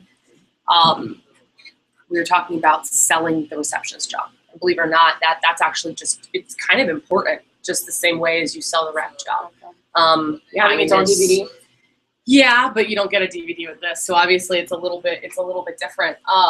But I feel like with the interview itself, like how are you selling the receptionist's job in a way where they really feel like they want to be a part of the team? We were talking about that because like what I'm looking for example, I mean, actually I want to add this on here. It's like almost like in comparison to what you do in the interview. You talk about team. That's important. Things like that. So. I don't know how they're like receptionist roles, like in the interview, it's like students, like receptionist. Right. Yeah, I mean, obviously you have to be aware of the people that are in your interview. You know what I mean? Like, but at the same time, I don't know. The biggest thing I notice is managers who either 100, they tend to go to extremes. Like they tend to either have all, like, I'd rather them err on the side of all the right candidates versus the wrong, but they tend to, I think the biggest mistake is to get frustrated because you don't have the right people, and so then you just hire anyone. And that's a really big mistake. That's why you start early. That's why you, are very active in your advertising. But they tend to either they get frustrated because they don't find the right person, so they throw anyone on the team, or they are too selective, so they don't have anyone, and it's just I don't know. I'm trying to think what are some common mistakes that managers make, or they just really don't understand the type of person that we're looking to hire, and that's a really it's a sensitive topic. I'm curious to know, but since you mentioned it, the Port Charlotte receptionist. Well, last year, Dario brought, he brought a girl back that should not have been brought back. That was one thing. I was thinking about Max in Luska, but he doesn't live there anymore, and it's been a while. He was dating a girl that lived there, and I was like, well, she's super sharp. She'd be perfect, but then they're not dating anymore. So you can ask Dario. I don't really know if I want Dario's or something. No, I don't want you. That's not what I say. Maybe he knows someone that could advertise there is all I was saying. I know this he's girl stressed. Sarah, she's actually still in AGL in Tampa. She was from Port Charlotte. Sarah, right? Sarah Wright. I don't know who that is. She's around. Okay. She's from there, right? I'm sure she knows. How you doing, buddy? Good. How you feeling with this whole hiring thing? The thing I was the most nervous about was this hiring thing. It's a little better now. Why were you the most nervous about it? I just felt like the receptionist is like the biggest part of the funnel, and if I don't get that down, then You're so excited. my office is not going to do it well. So Start early, get as many applicants as Well, yeah, possible. something that's together. the reason why. That's really it. I was really eager to know. really How Yeah. early is early? Like, because I'm not in school, Um, so I'm depends on when you're off. gonna when you're office off search the 16th, 17th, and 18th. of April. Of March. Oh yeah. Yeah, Right. yeah. Okay. Sorry. no, like Okay. April. Oh my god. Yeah, I should have it at least signed. Ideally, I'll sign it that same day. Be Because I'm- careful, because you don't want to sign something that you're not 100% sure about. I'm assuming Karina's going with you. Oh no, yeah. Me and her are going office searching. We're actually searching for also Myers Myers and and Naples. Naples, So I'm gonna be there either way. Okay. I'm gonna go with whatever she does, like with office searching. Like she's my guidance for that. That's wrong. I'm listening to. I'm But- just trying to finish my yeah. newsletter so I can get out of here. And ideally, I moved in first week of April, mid-April. Ideally, I want to be there by April first week. But I guess you can do second. So when should you I- should advertise the last 2 weeks of March. Okay. Because if your plan is to actually get in there, I mean, you could But start advertise. moving. When are you planning to move? I How want long's your break? 5 minutes. We Okay. should start in like the next 3 minutes, actually. I just have the interview left. I guess it just really depends when I sign the lease, but I know in an ideal and perfect world, I'd like to be moving first week of April and then starting. So if The office while you're second. moving, then Yeah. maybe that would be the best time to be Phone. also interviewing. Because if you're gonna physically be over there, then Yeah. you might as well run interviews. Okay. You know what I mean? Like you don't have to do Skype unless you physically have no other option. And so part of me says run them while you're moving. At the same time, once you don't have to do you can hide. Oh, I didn't really cover this. Oh, I'm gonna cover this next. Yeah, you're You covering. cover interview in a second. Okay. You'll do you can do them at Starbucks. You know what I mean? Oh, true. Yeah, right. My computer real quick. I'll be right back. Oh yeah. I mean, Before we start. I'm not using it, so Well, it's broadcast. yeah. Broadcast still going, everybody. Just printing something.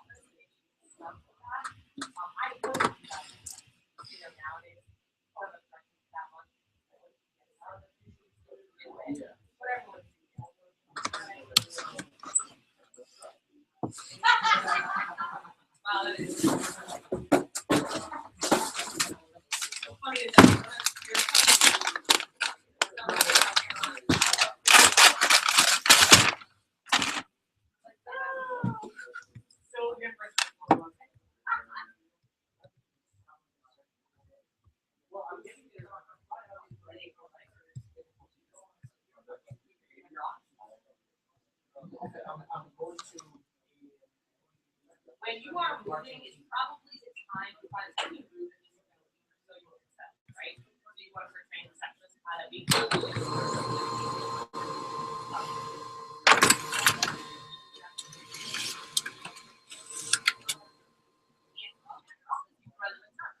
So it's not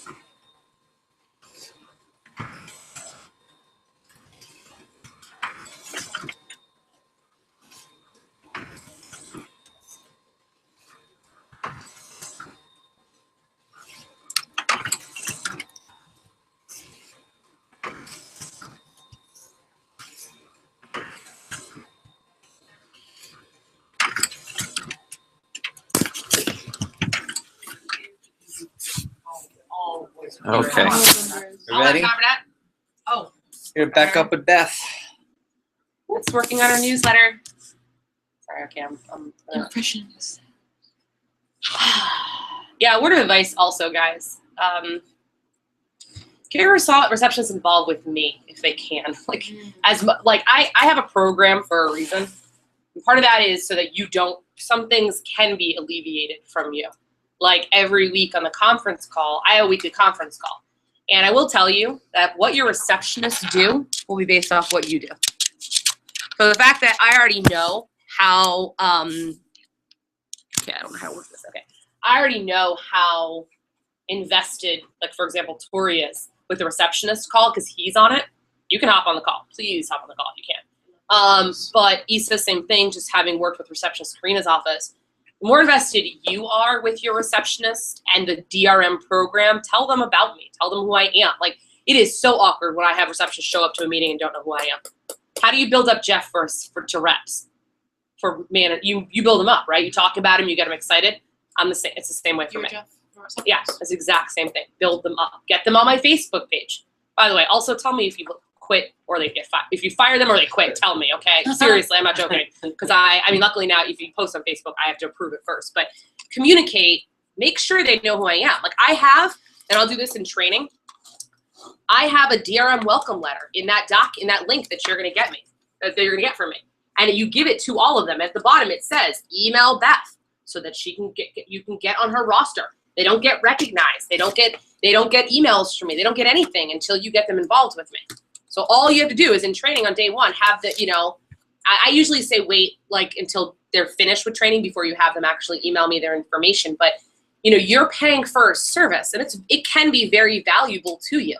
I had a conversation yesterday with a new DVM who said, I want to make sure my DMs appreciate the DRM program. And we'll talk about this more in April, but that's not part of the agenda, but understand that like, it's what you make of it.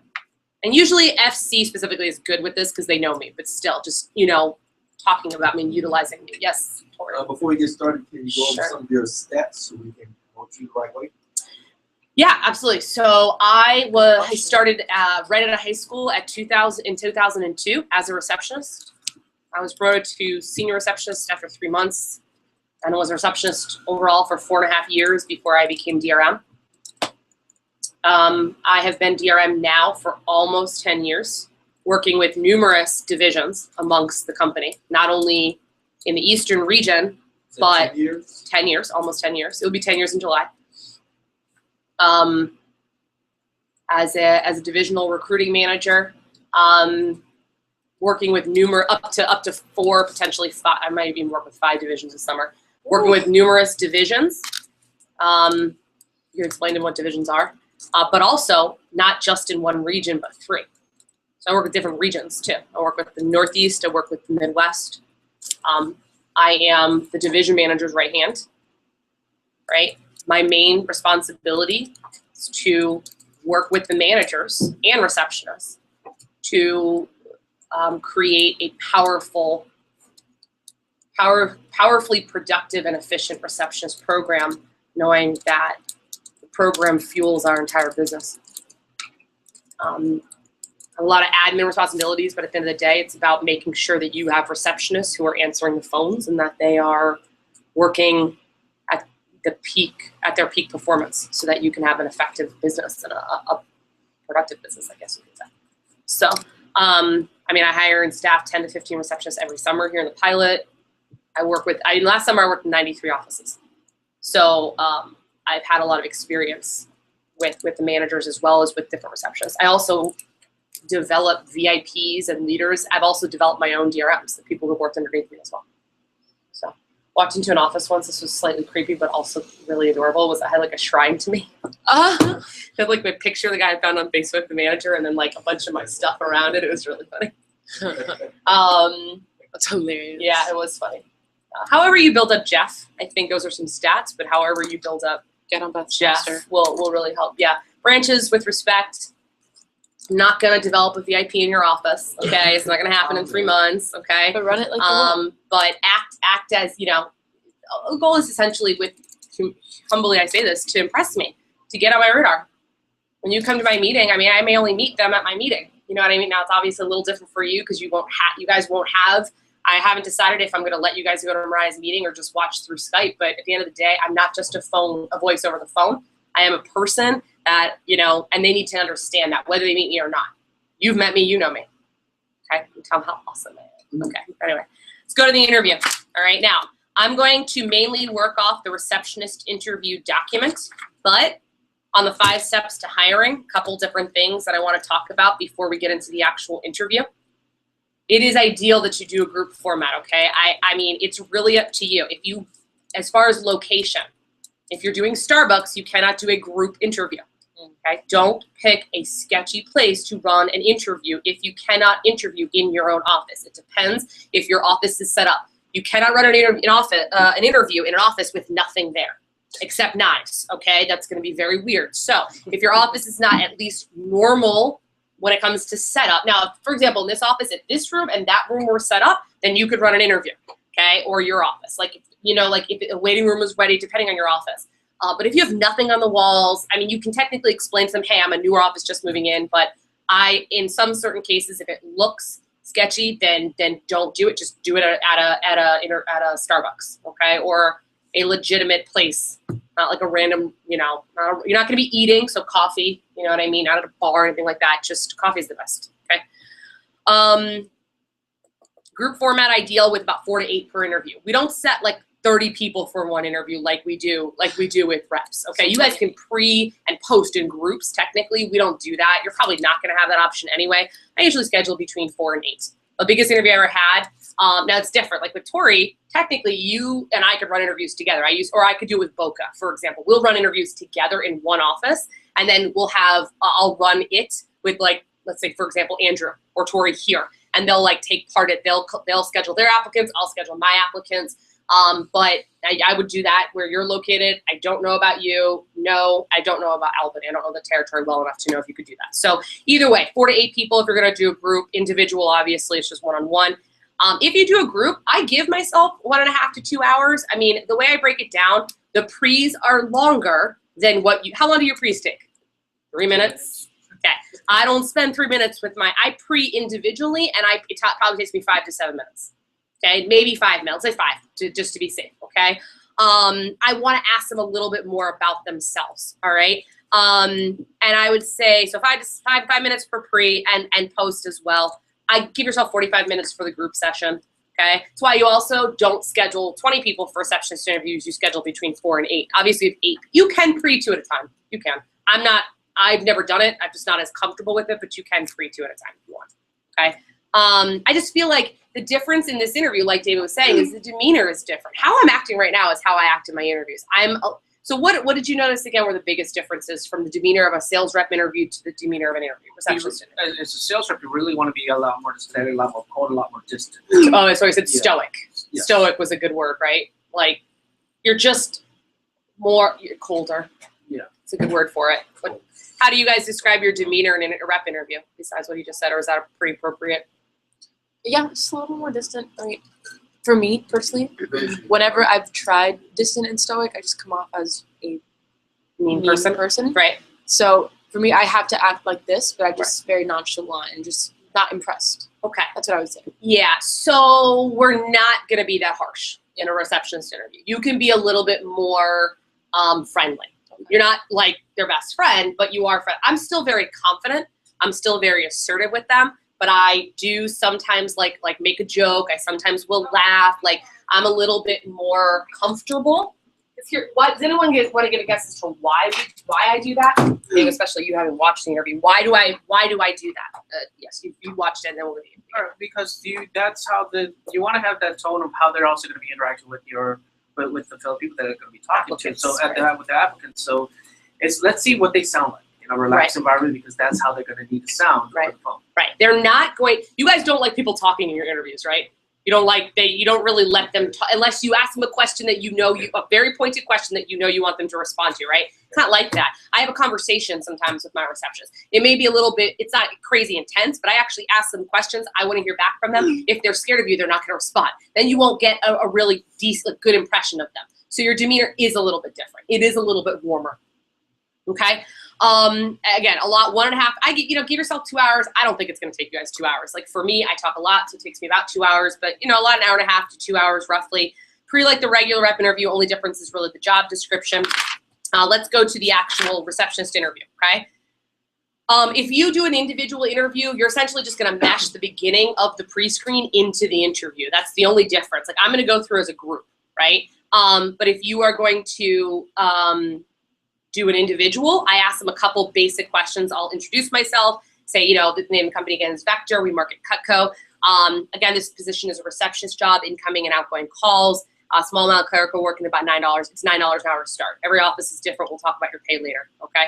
And of course, we do pay for training. I'll cover more about that. Let's review your application first. You go over the application, you look at the resume, you build rapport with them, you ask them questions. There are a lot of questions here, obviously, and some of it, by the way, is repetitive what you talked about on the phone. So you can say, hey, this might be a repeat from what we talked about on the phone, but could you please, let's just talk about this real quick. You heard about us on Craigslist. I know you're 18. Check mark in the application.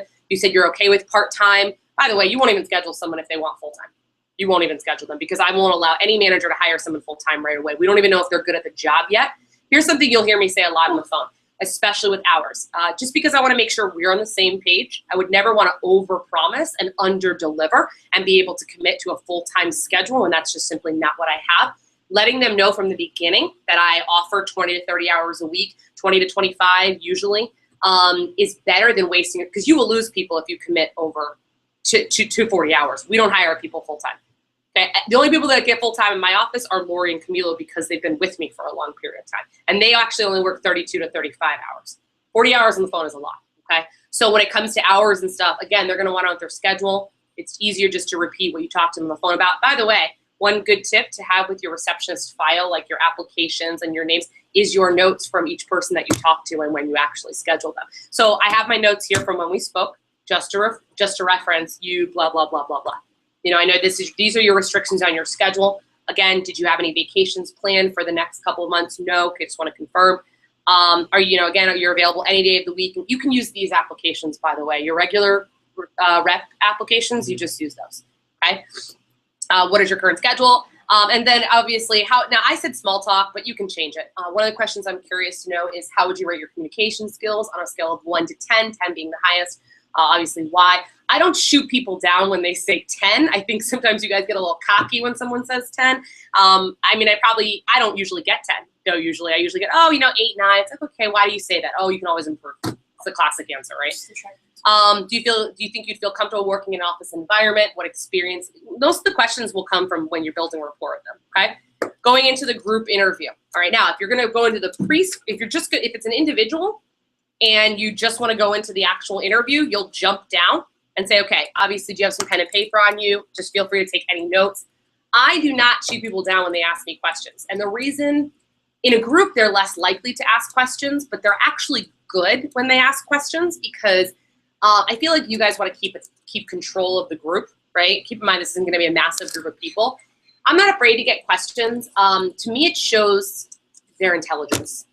I want someone who's competent. The girl, whether she asks a lot of questions, but she asks good questions. One thing I didn't do well is keep control of how much we talked because it was an individual interview. That's my fault. Hey, please feel free to take notes, including any questions that you have. Obviously, we will have time at the end to meet, or obviously, if it's an individual, I'll be happy to answer those questions at the end. Just like you just said, though, I most likely will answer your questions. So wait till if you want to wait till the end, I can definitely answer them for you if you have any other questions afterwards. Okay. Let me just review a Cutco and Vector. You can write down here whatever you want. Be super, super brief. We don't do. I literally probably cover 3 stats about Vector and Vector. The name of the company again is now. There's 2 reasons for that. I've never run a rep interview on purpose, by the way. So I don't have a full understanding of the entire interview you guys run. Also, they're not applying for the sales job. Okay. I've actually had managers that sell the sales job in the receptionist interview so hard the receptionist wants to do the sales job instead. Okay. You guys are trained to do that. You are not there to sell the sales job. You're there to sell in a way, we were just talking about this, sell the receptionist job. So it is very brief. The name of the company again is Vector. We market Cutco. We've been in business for over 30 years. We have a different side of our business, the sales side. Obviously, that's not the position you're applying for here today. So just so you know, I won't really be covering too much about that. If you are accepted, we'll teach you about that side because you'll be representing the company. But understand that that's not the position you're applying for here today. We're just talking about the receptionist position, okay? Why you do a group interview, you guys already know that, obviously. Why we do that, it saves notes. It also creates, again, I won't tell them this, but it creates competition, okay? It shows them that, like, you are, you know, one of the best things about individual is that it shows that you're more selective, just so you know. Like, we are more selective in the receptionist job, so I do actually like individual interviews, but for time purposes, you probably can't do that, okay? Advertising strategy, the manager's phone is to get the phones to ring. Basically, the receptionist job is to schedule all qualified applicants for an interview. I review the recruiting funnel. All I do is show them. So I want to talk about the recruiting funnel here today. I want to explain how we get our touches. I'll list like the forms of advertising that we have. That creates touches. Touches are people we speak with about the job. The receptionist job is to schedule them for the interview. And then, of course, they show to the interview. Once they show to the interview, it is then in my area to interview them and decide if I want to accept them for the position or not. Ultimately, they create sales reps, all right? Those sales reps create profit, all right? That's how our business makes money. But this is a recruiting. This is essentially recruiting or a filtering process. You're not really, at the end of the day, this is the portion that has to do with the receptionist, okay? The receptionist job, again, is to schedule them. Roughly, they should be scheduling 90% of those people. A minimum of 50 to 60% of them should walk in the door. I don't cover numbers too detailed in the interview. It confuses them. It confuses them. All the stuff that I do with you, it confuses them, okay? So understand that what I'm looking for is, number one, people to answer the phones, because I'm going to actually be spending, I use Jeff's number, okay? So this is different for you guys. In fact, this office here in the in Fort Lauderdale office, we will spend anywhere between $70,000 and $100,000 just this summer alone to get our phones to ring, as well as pay our receptionists to make and take the calls. Okay, that's obviously a lot of money. Would you agree? Okay, just so you know, every phone call, depending on actually if we talk to them, if we reach them and schedule them, is valued at $5 to $20. But every time our phone rings, it's like $5 to $20 popping up, right? Our phone calls are really valuable. So number one, we need people, because if not, we have no one there to answer the phones, no one there to schedule them, no one's going to show, and ultimately we have no one representing our product. Okay. Sometimes I like to clarify how it affects receptionists, how the people down here affect the receptionist, their job, right? The more people we have selling, the more profit we have, right? Some of that profit will go back up into creating more advertising, which will mean more hours, which will mean potential pay raises for those who are be better successful on the phone. So understand that even though their job is just to schedule and convert them into a show, ultimately the more people they schedule and the more people walk in the door, the more successful our business is, and it does connect to them, okay? I took a really brief review of that. I don't really cover too much in detail because, again, the numbers will confuse them. Okay, some managers go heavily into like standards. I might also throw in outgoing call standards. Do you guys know what that means? You guys know what outgoing call So what are the outgoing call standards? PR standards. How many calls per hour? If you're working a PR shift, how many calls per hour?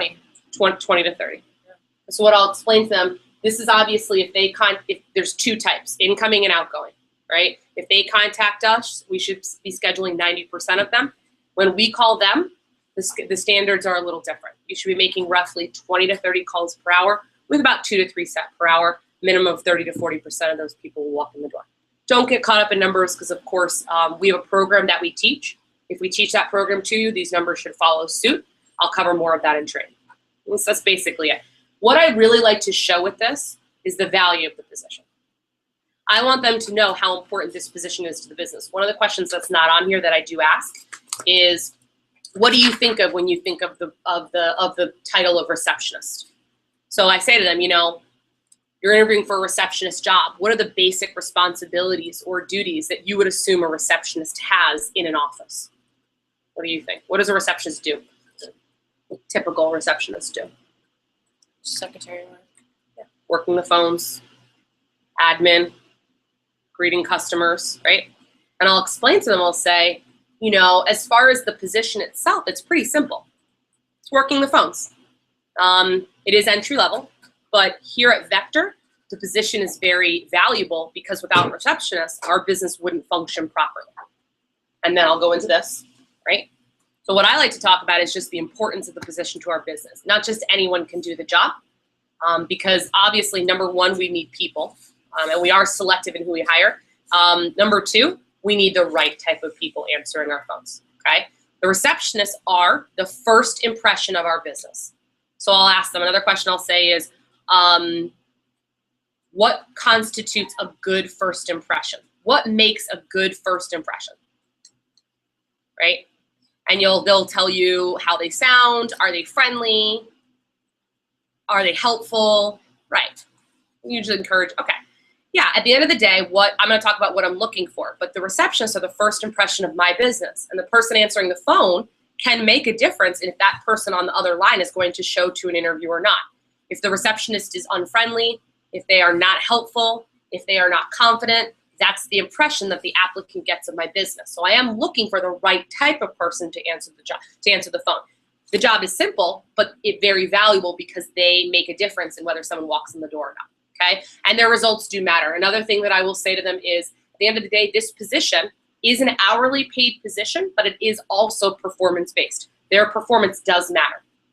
What they do on the phone matters, and it will make a difference of whether we have a lot of people on the team or maybe not as many people on the team.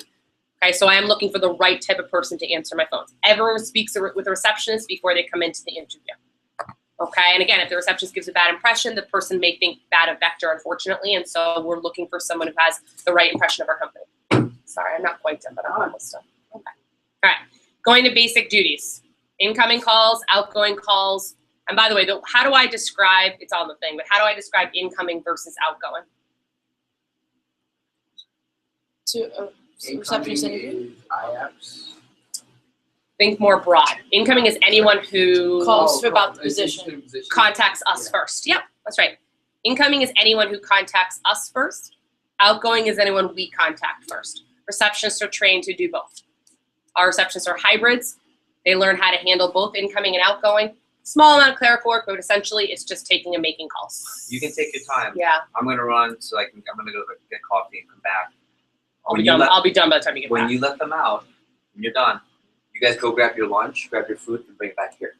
We're gonna eat while we got it. So we'll start up at 1:45/1:50, latest 2 o'clock, but try to be here by 1:45. So you can go close.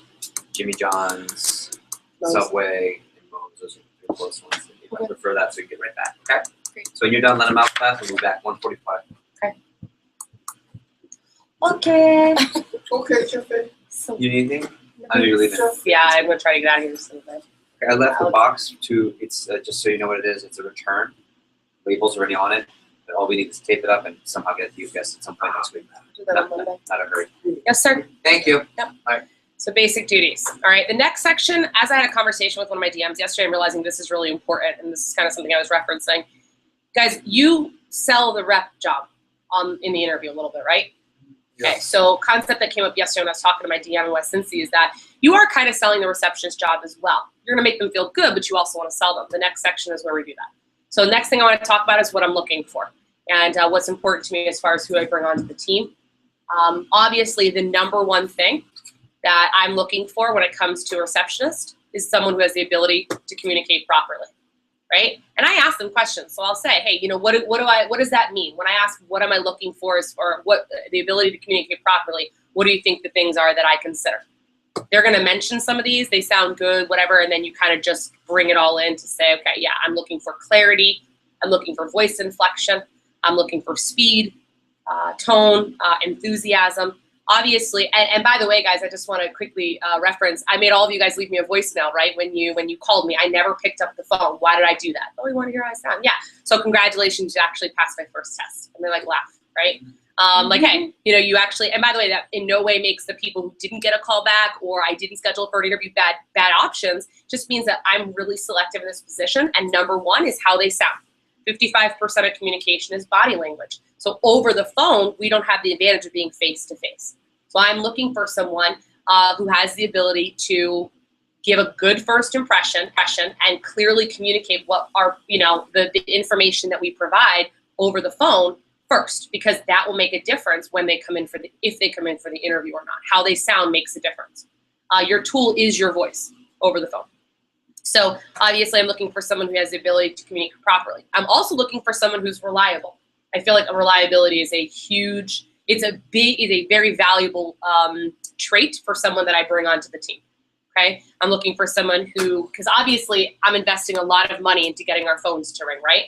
Those phone calls are very valuable. Not everyone who sees our ad is going to call us, which means that increases the value of every phone call. You guys should know this as well. It's your money.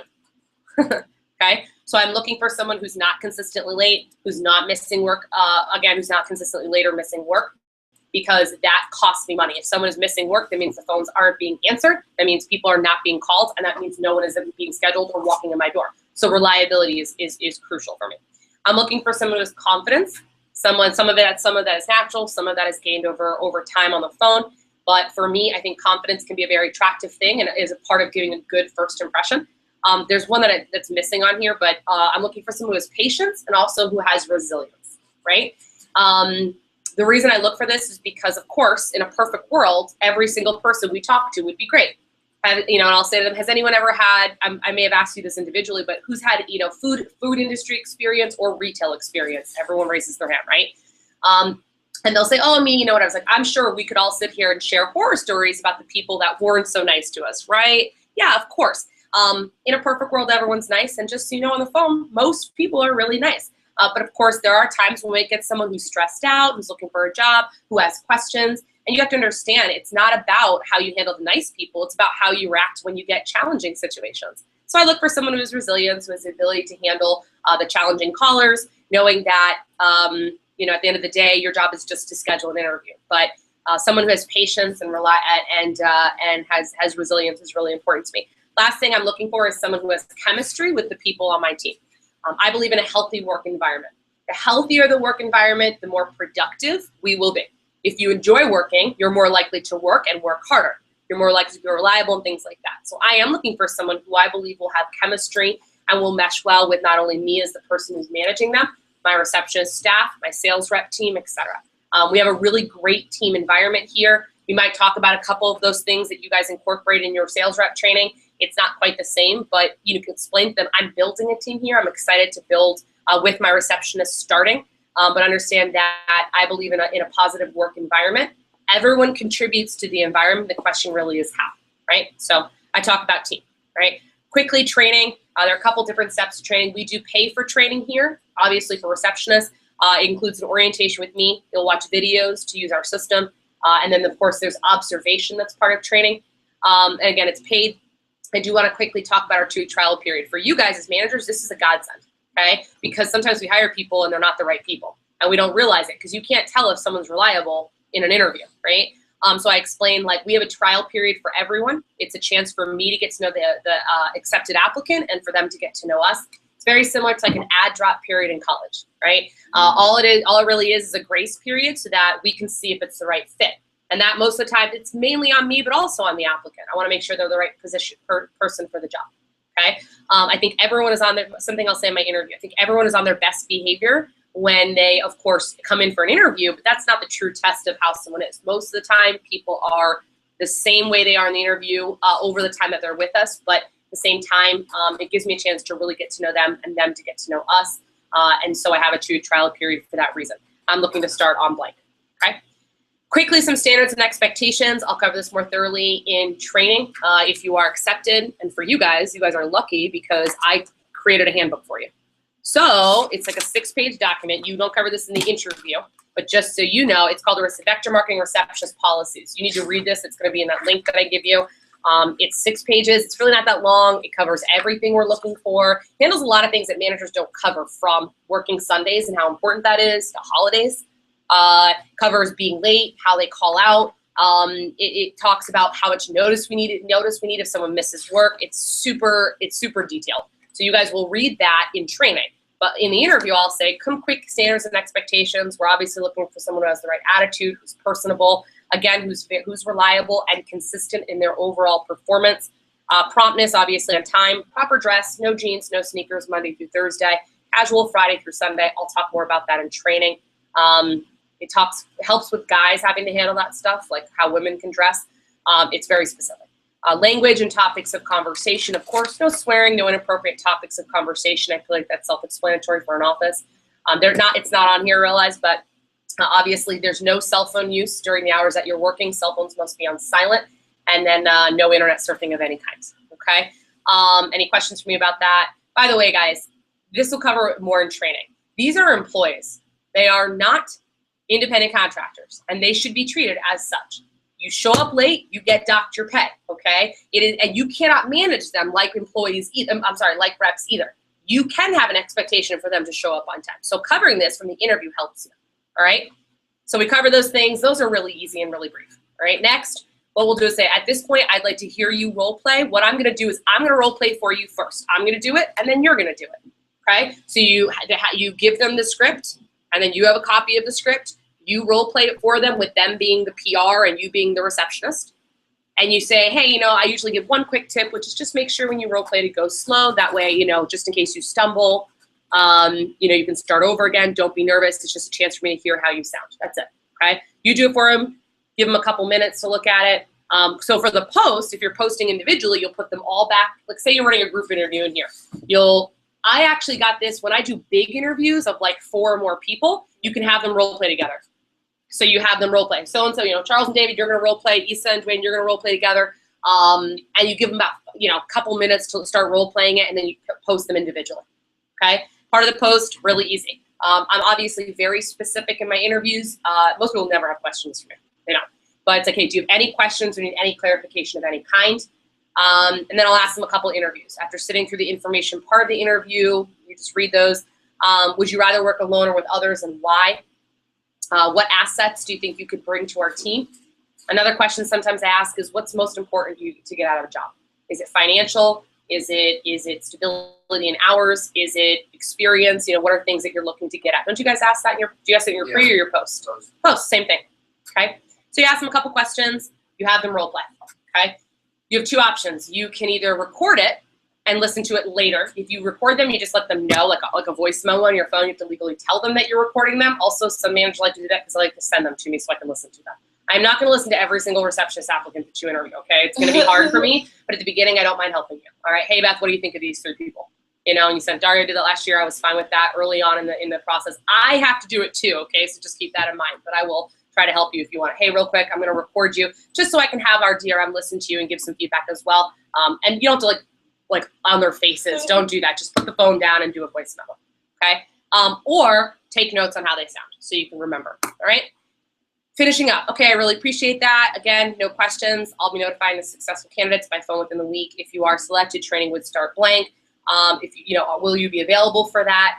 I usually will ask them that even in the beginning too, because I don't want to waste my time. I mean, I'm not saying I won't hire them, but you may have to, hopefully they'll be available. If you don't receive a call back by the end of the week, I would continue job search. It was really nice meeting you. Let me go ahead and walk you out. I make it option. I give them a leaving piece too. They already have my email. They should have my email, but I'll put my email on the top and say, if you have any follow-up questions, feel free to email me after. Girl interviewed last week, wanted to know how she did in her interview. Okay. Questions? I know. That was a really good answer too. Response to her, yeah. So what are actual branch numbers, since you mentioned Jeff? I don't know your pay. You have to ask them. Everything else is the same. Okay. Your phone calls are valued. Does anyone know why the range is $5 to $20? We've talked about this, I think. Yeah. Why does it range between $5 and $20 per phone call? I think we talked about this. Depends on efficiency and quantity. Depends on, okay, I'm not sure exactly what you mean. How about this? Craigslist costs $25 per ad, right? Gotcha. And you reach a massive volume of people. A mailer costs 50 cents. And you obviously will send out however many Jeff tells you to send out, depending on your startup, which is why startup is so important, because you have more startup means more money, right? Yeah. But understand that we send out less mailers, they're more expensive, which increases the value of a phone call. Not everyone that sees our ad is going to call us, right? So Couple things that were surprised that I mentioned to you, obviously, that I mentioned everyone else. We do not select on the spot. Do you guys notice that? Yeah. We don't hire people on the spot. It does not scream, we're selective when you hire someone right away. I mean, unless you are at like, I mean, that is like a super, like 1 in 100 case that you would hire someone on the spot. Now, if you want to hire someone same day, you explain to them, I'm conducting callbacks later today between 7 and 9 p.m. because I'm actually going to start training tomorrow. And so I just want to give you a heads up if you don't receive a call or, if you know you're going to hire them, like say you're like, I'm definitely going to hire them. Let them know you're going to call them back. Other than that, just keep it, give yourself some time. But if you're not going to, if you're going to hire them right on the spot or you want to hire them on the spot, just wait. Even if just say, I'm going to call you between 7 and 9 p.m. this evening. Okay? Doesn't scream you're being selective if you hire them on the spot. And then consider the following. First impression, how they sound, past experience, attitude, schedule, how do you think they'll fit in, and then you call them via phone, call them, right? You set them for training. The script is in the manual. You hire them for the interview, for the training, for the position. Questions, comments, thoughts? I almost brought you guys candy today because I knew this would be over lunch and you guys would be hungry. Sorry. Any other questions for me? Yeah, I had a couple. Is that going to ask you At some point, yes, you can. I have an interview recorded. Okay. That's great. So I will send that. Actually, I think I was gonna do something with it before I sent it to you guys. Oh. You have it. I'm going to forward it to them. Yeah, sure. Erica got it. David has it. Well, David was there. I don't have your email. That was the problem because I wasn't sure I was working with you. So, can I stop this? Hi. Interview process is not that hard, guys. It's really not.